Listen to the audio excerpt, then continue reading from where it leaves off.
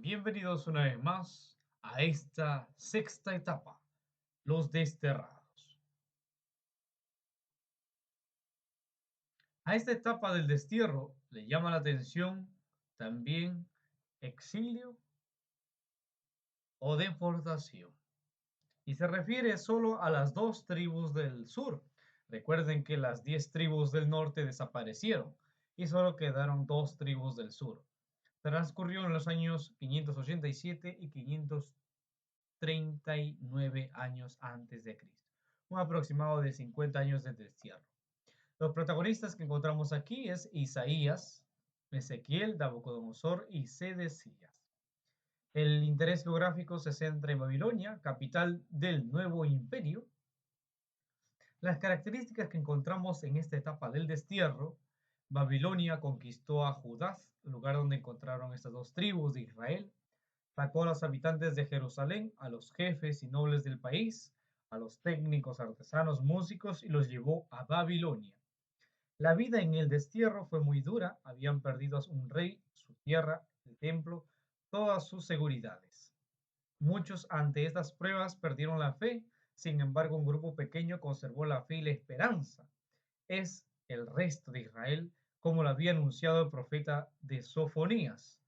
Este grupito del pueblo, entre los cuales se sumaban sacerdotes y profetas, luchó por reconstruir la esperanza en aquellos tiempos de crisis.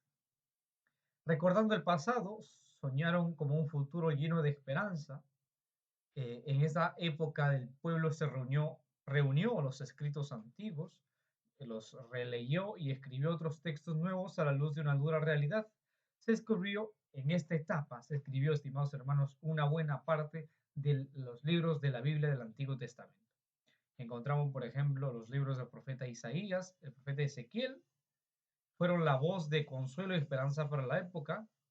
Isaías asegura que el castigo ya ha concluido, por eso levanta el ánimo a los desterrados. Ezequiel, en una visión, comparó al pueblo con unos huesos secos que con el calor de la palabra iban cobrando vida y se ponían en marcha. Estas son las características que encontramos en esta época.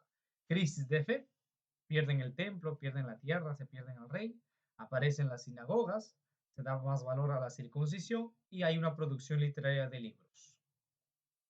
La experiencia que tienen de Dios en estos textos es, se descubrió esta experiencia de Dios durante estos momentos de angustia y de crisis, fue la del Dios creador que interviene en la historia, que hace de Ciro, rey de Persia, su siervo para llevar adelante la liberación del pueblo. También surge la ilusión de una nueva alianza realizada ya no en tablas de piedra, sino en los corazones. Recuerden que la primera alianza fue en el monte Sinaí y fue hecha a través de piedras, los 10 mandamientos, a través de piedras. Y aquí, en esta época del destierro, la época del destierro, se habla de una nueva alianza, nueva y definitiva, pero ya no en piedras, sino en el corazón. Los libros que nos hablan de esta época son los libros de Lamentaciones, el libro del profeta Isaías, especialmente el capítulo 40 al 55, y el profeta Ezequiel. Ahora vamos a hablar algo del amor de Dios que se manifiesta en tiempos de crisis. El amor de Dios es más grande que el amor del papá, de la mamá, de los padrinos o del mejor amigo o amiga del mundo que exista. Ese amor acompaña toda la historia de la humanidad. Dios es un padre que nunca abandona a sus hijos. Nos dice el profeta Isaías, pero tú, Yahvé, eres nuestro Padre. Dios es como una madre, pero ¿puede una madre olvidarse del hijo que cría o dejar de querer al hijo de sus entrañas? Dice el profeta Isaías, aunque tu padre y tu madre te abandonen, Dios, yo nunca me olvidaré de ti. Dios también, aparte de padre y madre de mostrarse, Dios es marido del pueblo. Por eso que el profeta Isaías va a hablar de la esposa de Dios. Tu creador va a ser tu esposo.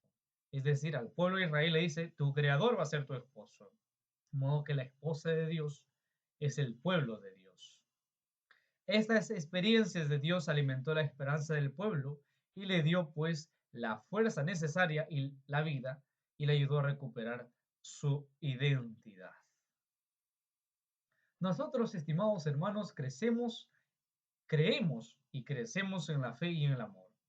A Isaías se le llama el profeta consolador, porque se dedicó a consolar y hablar a los afligidos en el tiempo de destierro. Les ayudó a recuperar la esperanza y el amor de Dios que nunca abandona a sus hijos. Dios y Jesús nos aman siempre porque nos acompañan en toda nuestra vida, en la familia, en la parroquia, en la iglesia, cuando estamos solos o en la catequesis. En la catequesis experimentamos el amor de Dios en nuestra relación de amor con Jesús y con nuestro grupo. Jesús encarna el amor de su Padre, su vida es pues un continuo amor a los demás débiles y necesitados de su tiempo. Hasta aquí hemos visto la época del destierro, un momento en el cual los judíos, especialmente las dos tribus del reino del sur, fueron esclavizados a Babilonia. Era época del destierro. Pero solo 50 años duró el destierro. Sin embargo, es una experiencia dura, las cuales